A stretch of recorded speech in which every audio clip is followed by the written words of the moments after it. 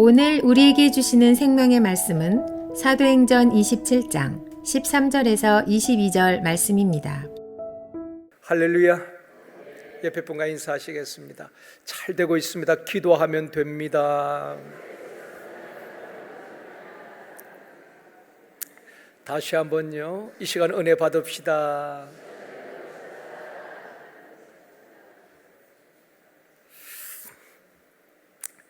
장로교의 핵심 교리는 하나님의 절대 주권입니다.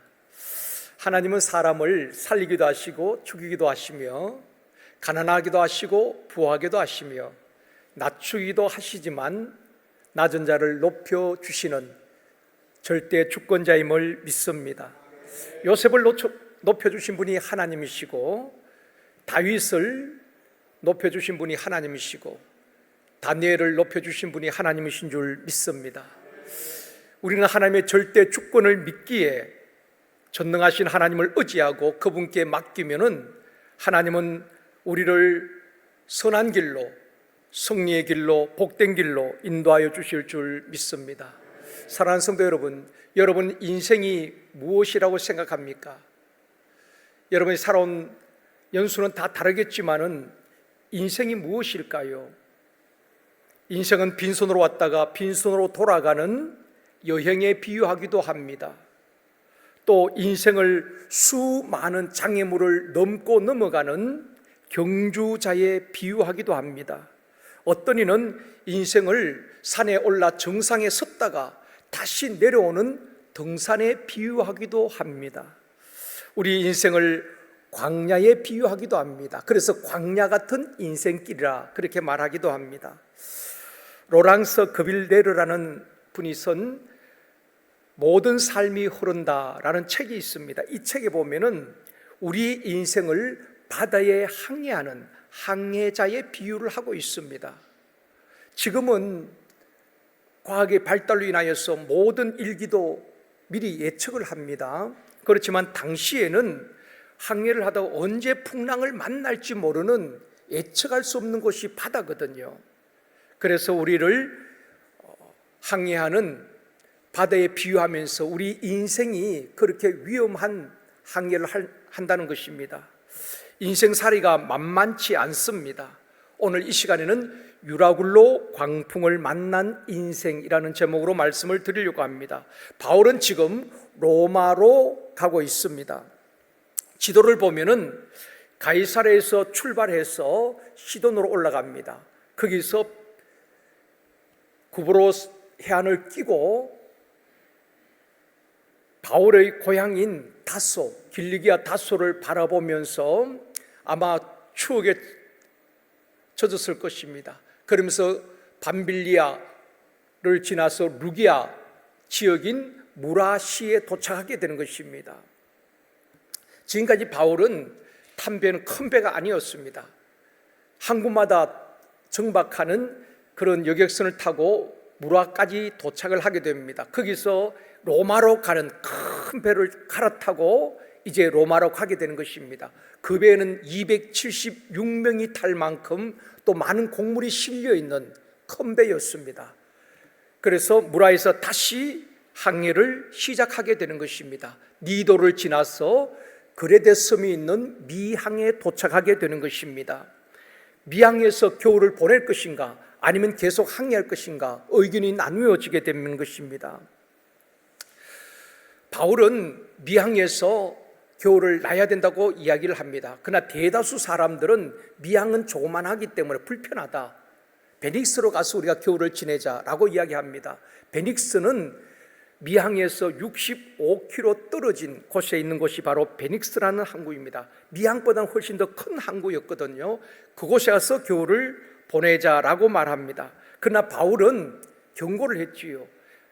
계속해서 무리하게 항해를 하다 보면은 우리가 배에도 손상을 입을 수 있고 생명에 큰 타격을 입을 수 있다고 경고를 했습니다. 그러나 선장과 선주는 하루라도 빨리 로마에 가기를 원했습니다. 왜냐하면은 빨리 로마를 가야지 비용도 절감하고 또 돈을 벌 수 있기 때문에 조금이라도 로마와 가까운 베닉스에 가서 겨울을 지내기를 주장했던 것입니다. 11절에서 말씀합니다. 같이 읽습니다. 백부장이 선장과 선주의 말을 바울의 말보다 더 믿더라. 항해 책임자인 백부장 율리오는 결정을 해야 합니다. 그런데 바울은 가면 안 된다. 그런데 선장과 선주 많은 다수가 가야 한다고 주장하는 것입니다. 결국 율리오는 출항을 결정하게 되는 것입니다. 민주주의는 다수결로 결정하고 다수를 따라가는 것이 민주주의입니다. 그러나 교회는 민주주의가 아니라 다수를 따라가는 것이 아니라 진리를 따라가야 될 줄 믿습니다. 말씀을 따라가야 하는 것입니다. 우리 당에서는 지금까지 한 번도 다수결로 결정한 적은 없습니다. 왜냐하면 다수결로 결정하다 보면 한쪽은 마음이 상하게 되는 것입니다. 사람이기 때문에. 우리 장로님들 보면은 다 교회를 사랑하고 또 성도들을 위하는 그 마음은 다 똑같더라고요. 근데 생각은 다를 수가 있습니다. 어떤 일을 진행함에 있어서 생각은 다 다를 수 있습니다. 그때는 다수결로 결정하는 것이 아니라 기도하면서 기다리면은 성령님께서 같은 마음을 주시든지 또 이해하게 하시고 결국 하나 되게 하시는 것입니다. 그래서 저는 절대로 당에서도 다수결로 뿐만 아니라 다른 기관에서도 마찬가지입니다. 다수결보다는 설득하고 이해를 시키고 기다리고 하나가 되는 것이 더 중요하다고 생각합니다. 백부장 율리오는 바울의 말을 무시하고 다수를 따라서 미항을 출발하여서 베닉스로 가게 되는 것입니다. 여기서부터 문제가 생기게 되는 것입니다. 첫 번째로 유라굴로 광풍을 만난 인생입니다. 13절 말씀 같이 읽습니다. 남풍이 순하게 불매 그들이 뜻을 이룬 줄 알고 닷을 감아 그레데 해변을 끼고 항해하더니 남풍이 순하게 불었다. 당시의 배들은 지금처럼 좋은 배가 아니지요. 큰 돛을 세우고 바람의 힘을 입어서 항해를 하게 되는 것입니다. 바람이 불지 않으면 배가 갈 수도 없는 것입니다. 그런데 뜻밖의 남풍이 순하게 불어주는 것입니다. 배 뒤에서 바람이 불어주니까 배가 쉽게 앞으로 가게 되는 것입니다. 처음에는 선장과 선주가 그렇게 이야기했을 것입니다. 내 판단이 옳았어, 내 생각이 옳았어, 그렇게 말했을 것입니다. 또 백부장 율리오도 내 결정이 옳았어 라고 말했을 것입니다. 또 대다수 성객들도 우리의 판단이 옳았어, 다 박수를 치며 좋아합니다. 그런데 순식간에 바람의 방향이 바뀌고 상황이 바뀌게 됩니다. 14절 말씀입니다. 같이 읽습니다. 얼마 안 되어 섬 가운데로부터 유라굴로라는 광풍이 크게 일어나니, 순풍이 부는 것도 잠시였고 얼마 되지 않았어 섬 가운데서 유라굴로라는 광풍이 일어나게 된 것입니다. 동풍을 의미하는 헬라어 유로스와 또 북풍을 의미하는 라틴어 아퀼로, 이 두 단어의 합성어가 바로 북동풍이란 이름을 가진 바람인 유라굴로라는 바람인 것입니다. 배가 출항한 후에 얼마 동안 남풍이 순하게 불었습니다. 그런데 갑자기 반대 방향에서 북동풍이 강하게 불어오는 것입니다. 그냥 바람이 아니라 광풍이었습니다. 그러다 보니까 배가 방향을 잃게 되어지고 배가 항해가 제대로 되지 않는 것입니다. 이처럼 예측할 수 없는 것이 우리 인생인 것입니다. 여러분 살아온 날들을 보면은 좋은 날들도 있고 순풍이 불어올 때도 있지만 때로는 북동풍이 불어오듯이 광풍을 만날 때도 있는 것입니다. 우리 인생이 그런 것 아니겠습니까? 여기 오신 모든 우리 장로님, 권사님, 집사님, 안수사님 모든 분들도 수많은 고비를 넘고 이곳까지 이른 것입니다. 그러기에 여러분 한 분 한 분이 참 대단하다 싶고 훌륭한 분들입니다. 그런 고비를 다 넘어서 오셨기 때문에 그런 것입니다. 왜 유라굴로 광풍을 만났는가? 하나님의 사람, 기도의 사람, 성령에 사로잡힌 바울은 영적으로 느끼는 것이 있었습니다. 아마 성령님께서 감동을 주신 것 같습니다. 그래서 백부장과 선장과 성주에게 권면한 것입니다. 이번에 항의하면 위험합니다. 배뿐 아니라 사람들에게도 생명에도 큰 타격을 입을 수 있습니다. 바울은 영적으로 느끼는 것이 있었습니다.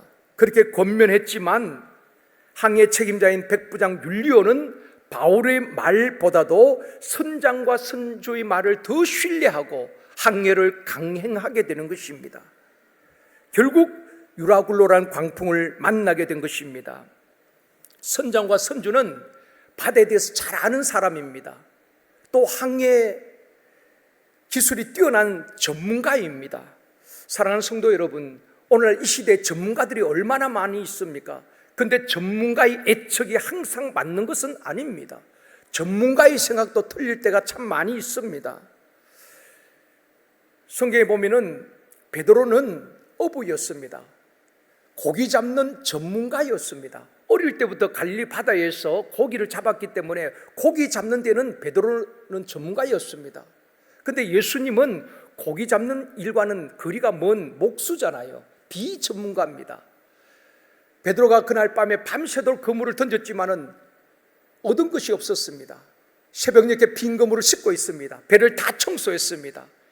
피곤한 몸으로 빨리 집에 가서 쉬고 싶었을 것입니다. 그때 비전문가인 고기 잡는 일에 대해서는 비전문가인 예수님이 그 배에 오르시고 말씀을 가르치셨습니다. 그리고 난 다음에 배를 띄워 깊은 데로 가서 고기를 잡으라고 말씀하는 것입니다. 얼마나 번거로운 일입니까? 베드로는 자신은 전문가고 비전문가가 말을 하고 있는 것입니다. 그러나 예수님의 가르침에는 영적 권위가 있었습니다. 그 말을 듣고 베드로가 이렇게 고백합니다. 누가복음 5장 5절 말씀 같이 읽습니다. 시몬이 대답하여 이르되 선생님, 우리들이 밤이 새도록 수고하였으되 잡은 것이 없지만은 말씀에 의지하여 내가 그물을 내리리다 하고, 베드로가 그렇게 고백하는 것입니다. 내가 전문가입니다. 밤새도록 우리가 수고했지만 얻은 것이 없습니다. 그렇지만은 말씀에 의지하여, 영적 권위가 있는 주님의 말씀에 의지하여 내가 그물을 내리겠습니다. 이것이 순종인 것입니다. 내 경험에 맞지 않고 내 생각에 맞지 않고 내 상식에 맞지 않아도 말씀에 순종할 때에 생각지 못했던 기적을 경험하게 된 것입니다. 세상에는 수많은 전문가들이 있습니다. 다 자기 생각이 옳다고 주장도 합니다. 또 수많은 정보들이 쏟아져 나오고 있지요. 그래서 이 시대는 정보의 홍수 시대라고 말합니다. 전문가 시대에 정보의 홍수 시대를 살아가는 우리는 누구의 말을 들어야 되는가? 전문가의 말도 들어야 됩니다. 그러나 믿음의 사람들은 하나님의 말씀에 귀를 기울이고 하나님의 말씀을 들어야 하는 것입니다. 왜냐하면 하나님의 말씀만이 진리이기 때문에 그런 것입니다. 이 시대의 잘못된 정보, 또 가짜 뉴스들이 얼마나 많은지 모릅니다. 다 자기 주장을 합니다. 자기가 옳다고 말합니다. 그러기에 이 시대의 영적 분별력과 하나님의 지혜가 절실히 필요한 시대라고 저는 생각합니다. 그래서 저는 새벽마다 기도할 때에 늘 기도하는 것이 그 기도입니다. 하나님, 이런 시대 속에서 목사로서 영적 분별력을 주시옵소서, 올바른 판단력을 주시옵소서, 선악간에 분별할 수 있는 영적 지혜를 주옵소서 구합니다. 여러분, 인터넷에 보면은 신앙적인 글들을 많이 올라와 있습니다. 여러분, 그걸 보실 때 참 주의하셔야 됩니다. 누가 올렸는지 잘 보셔야 됩니다. 때로는 쭉 보면은 다 옳은 말 같아요. 진리의 말씀 같습니다. 읽다 보면은 신천지에서 올린 글들이 많이 있고요, 하나님의 교회에서 올린 글들도 많이 있습니다. 구원파에서 올린 글들도 많이 있습니다. 그렇기 때문에 출처를 잘 아시고 여러분들이 읽으셔야 되는 것입니다. 그들이 그 글만 보면은 혹할 정도로 그런 글들이 많이 올라와 있다는 것입니다. 그러기에 이 시대에 영적 분별력이 필요하다 생각이 되어집니다. 그래서 성경에 보면 귀 있는 자들은 성령이 교회들에게 하시는 말씀을 들을지어다. 하나님의 말씀은, 성경은 모든 분별의 기준이 되는 것입니다. 이사야 55장 3절에도 말씀합니다. 같이 읽습니다. 너희는 귀를 기울이고 내게로 나와 들으라. 그리하면 너희의 영혼이 살리라. 하나님의 말씀을 들을 때에 우리의 영혼이 살고, 가정이 살고, 교회가 살고, 이 민족이 살게 되어줄 줄 믿습니다. 성령은 살리는 영입니다. 그렇기 때문에 우리가 세상 정보도 알아야 되지만은 하나님의 말씀에, 성령의 음성에 귀를 기울여야 하는 것입니다. 백부장 율리오는 하나님의 사람 바울의 말에 귀를 기울이지 않았습니다. 바울은 미항에서 겨울을 지나야 한다, 그렇지 않으면 위험하다, 경고를 했지요. 그러나 선장과 선주 또 대다수의 사람들은 베닉스에 가자고 주장을 합니다. 결국 백부장 율리오는 전문가와 다수의 의견을 따라서 무리하게 항해를 하다가 유라굴로 광풍을 만나게 된 것입니다. 사랑하는 성도 여러분, 하나님이 살아 계시기 때문에 우리에게 말씀하시는 분인 것입니다. 지금도 우리에게 말씀하시고, 그래서 성령이 교회들에게 하신 말씀을 들으라고 말하고 있는 것입니다. 우리에게 감동을 주시고 인도하시는 성령의 음성에 귀를 기울이는 저와 여러분이 되어지길 주님의 이름으로 축원합니다. 안디옥 교회에 성령의 음성이 들려졌어요. 그만큼 영적으로 깨어 있었다는 것입니다. 그래서 바울과 바나바를 선교사로 보내는 것입니다. 사도행전 16장에도 보면은 바울이 계획을 하고 전도를 떠났지만 성령께서 막으시는 것입니다. 막으시면은 기다리는 것입니다. 그리고 성령께서 또 인도하시고 길을 열어주시면 그 길을 따라가는 것입니다. 그것이 바울이었고, 바울은 철저하게 성령의 인도하심을 받게 되는 것입니다. 저와 여러분에게 성령의 음성이 들려지기를 원합니다. 그분은 실수하지 않는 분인 것입니다. 완전하신 분이기 때문에 우리를 바른 길로, 진리의 길로, 승리의 길로 인도하여 주실 줄 믿습니다. 두 번째, 어쩔 수 없는 인간의 본성입니다. 15절 말씀 같이 읽습니다. 배가 밀려 바람을 맞추어 갈 수 없어 가는 대로 두고 쫓겨가다가, 유라굴로 광풍 앞에 전문가의 지식은 아무런 도움이 되지 않았습니다. 배가 바람에 밀려서 이리저리 흔들리는데 노를 저어도 안 되는 것입니다. 결국 바람이 불어 밀려가는 대로 그냥 배가 밀려갈 수밖에 없었던 것입니다.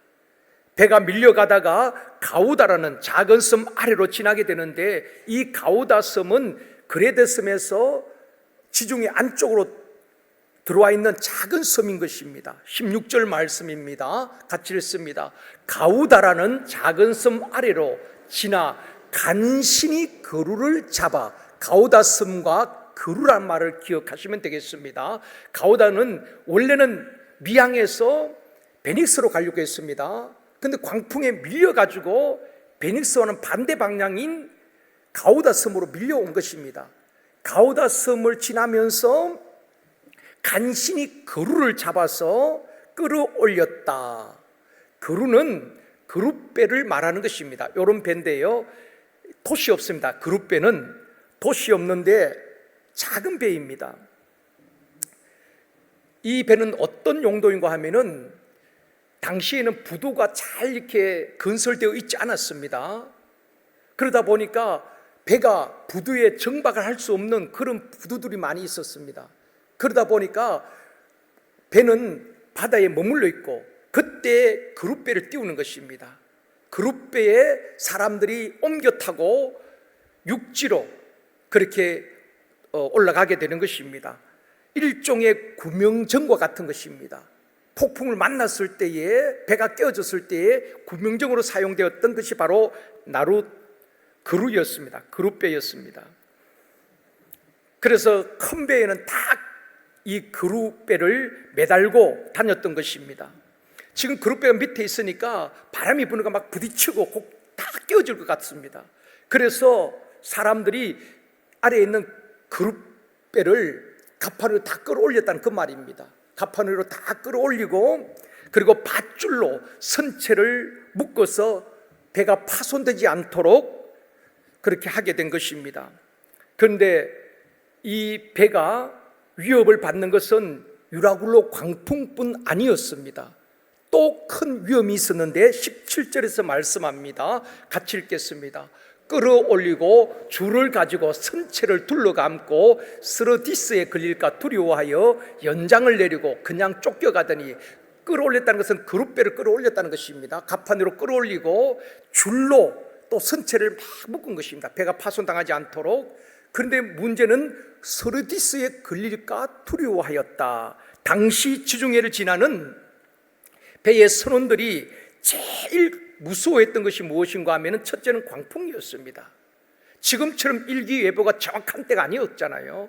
첫째는 광풍을 제일 무서워했고 또 하나는 스르디스였습니다. 이 스르디스는 바닷속이나 또 강가에 큰 모래 언덕을 말하는 것입니다. 이것이 강물 안에서 바다 안에서도 큰 모래 언덕을 만드는 것이 바로 스르디스였습니다. 배가 그걸 눈에 보이지 않기 때문에 이 스르디스에 부딪히게 되어지면 배가 깨어지게 되는 것입니다. 그러면 사람들이 다 생명을 잃게 되는 것 아니겠습니까? 그래서 당시에는 광풍과 이 스르디스를 굉장히 무서워했던 것입니다. 배는 계속 바람에 밀려가고 유라굴로 광풍 앞에 너무나 연약하고 무력한 인간의 모습을 보게 되는 것입니다. 18절에서 말씀합니다. 같이 읽습니다. 우리가 풍랑으로 심히 애쓰다가 이튿날 사공들이 짐을 바다에 풀어버리고 그룹배를 끌어올리고 밧줄로 꽁꽁 묶어도 풍랑은 그대로 있는 것입니다. 심히 애쓰다가 이튿날엔 사공들이 그 짐들을 다 바다로 던지게 되는 것입니다. 19절에도 말씀합니다. 같이 읽습니다. 사흘째 되는 날에 배의 기구를 그들의 손으로 내버리니라. 그렇게 소중하게 여겼던 물건들, 그렇게 아꼈던 재물도 곡식도 생명의 위협을 느끼는 순간은 오히려 짐이 되었다는 것입니다. 그래서 살기 위해서 다 바다로, 물건을 다 바다로, 기구를 다 바다로 던져버리게 되는 것입니다. 살기 위해서 발부둥치는 인간의 본성을 보게 되는 것입니다. 이런 이야기는 요나서에도 나오지요. 요나가 니느웨 가라는 하나님의 말씀에 불순종하고 다시스로 가는 배를 탔다가 큰 폭풍을 만나게 되는 것입니다. 요나 1장 5절에 말씀합니다. 같이 읽습니다. 사공들이 두려워하여 각각 자기의 신을 부르고 또 배를 가볍게 하려고 그 가운데 물건들을 바다에 던지니라. 그 요나 탐배도 풍랑을 만났을 때에 사공들이 배를 가볍게 하려고 그 소중한 물건, 예서 모았던 그 귀중품들도 다 바다로 던지게 되는 것입니다. 죽음의 위기 앞에서 모든 물건을 바다에 던지며 살려고 발부둥치는 어쩔 수 없는 인간의 본성을 보게 되는 것입니다. 사랑하는 성도 여러분, 어쩌면 우리 인생이 그런 것과 같은 것입니다.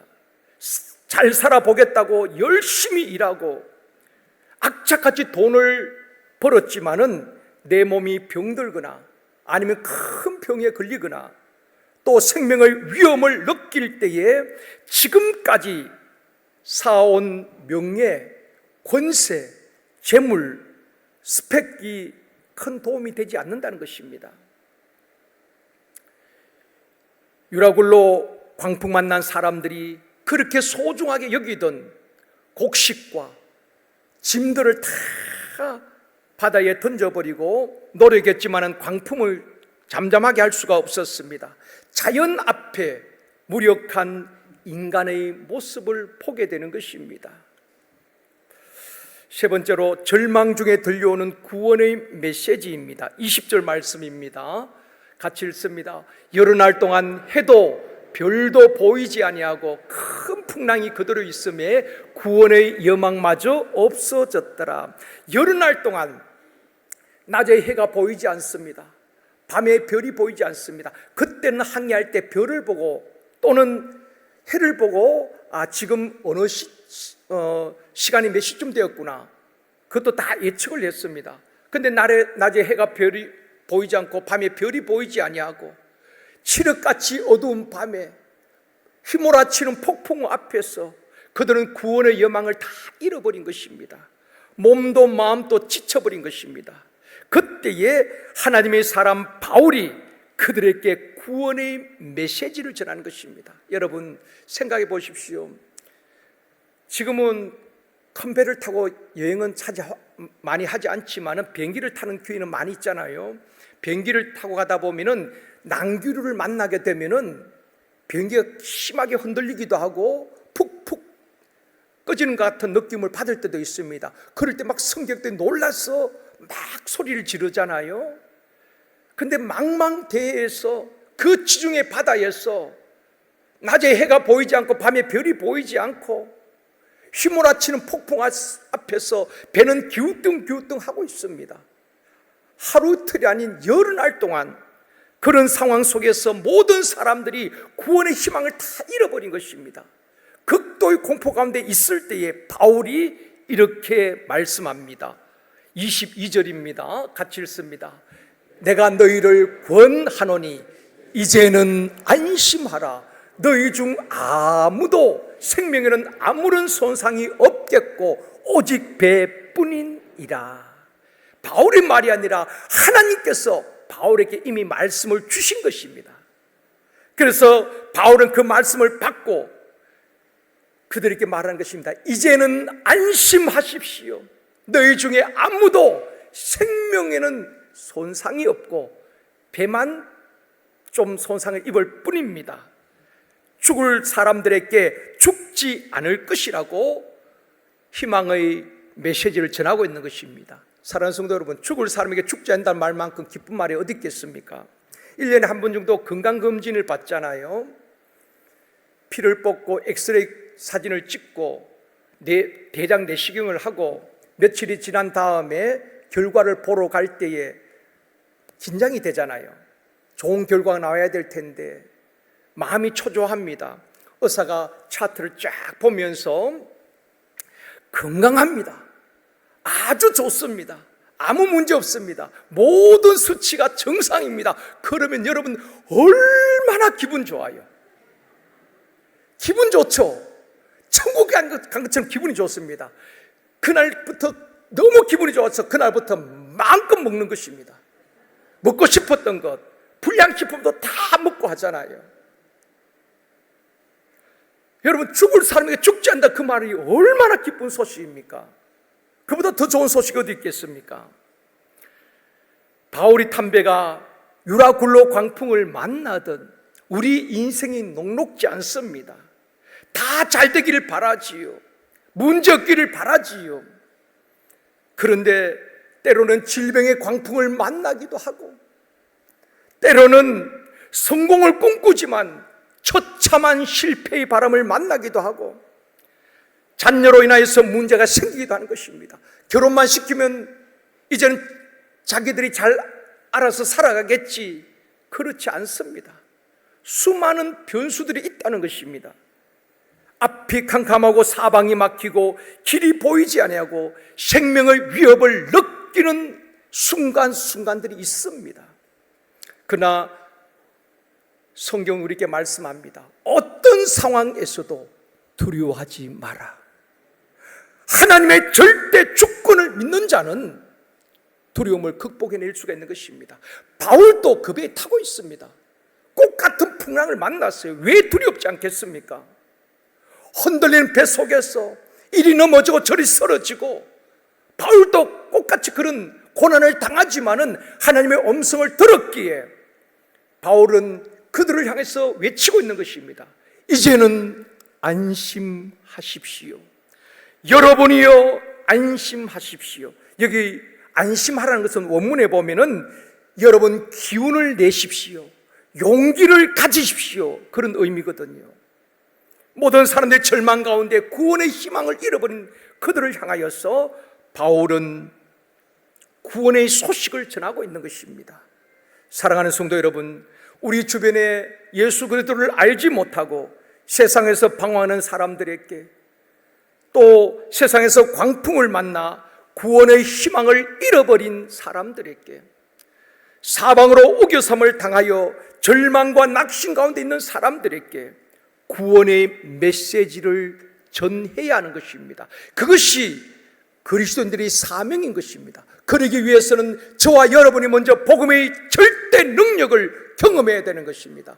하나님은 지금도 살아계시고 역사하시는 우리 인생의 문제를 해결하신 그분을 우리가 먼저 경험해야지 담대하게 복음을 전할 수가 있는 것입니다. 바울은 수많은 사역 속에서 하나님을 경험했기 때문에, 그 하나님은 지금도 나와 함께 하시고 이 배에 함께 하시기 때문에, 또 하나님의 음성을 들었기 때문에 담대하게 여러분이여 안심하십시오 라고 외칠 수 있었던 것입니다.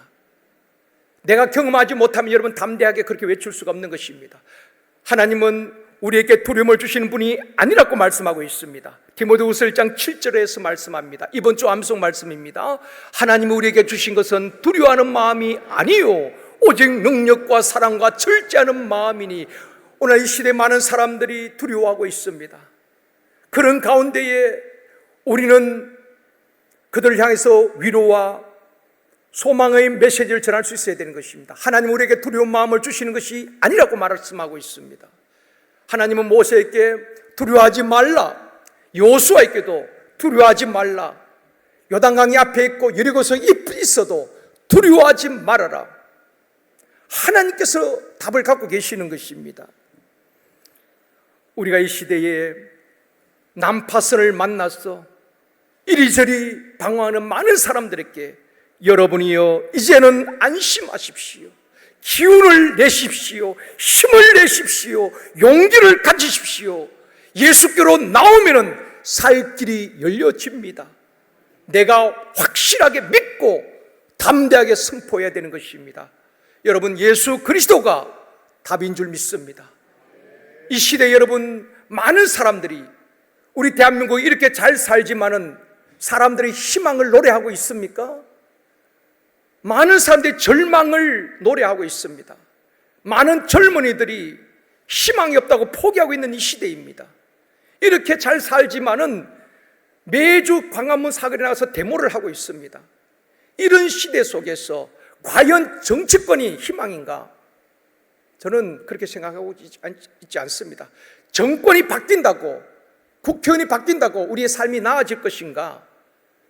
크게 기대하지 않습니다.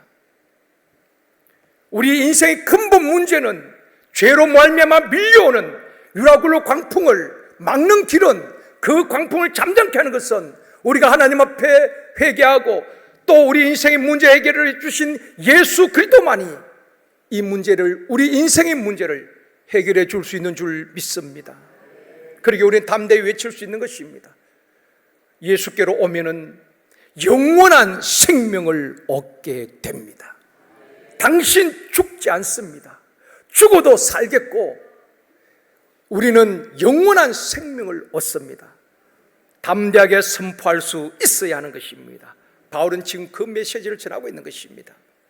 말씀을 맺겠습니다. 사랑하는 성도 여러분, 우리 인생길에 유라굴로 광풍을 만날 수 있습니다. 바울도 지금 광풍을 만났잖아요.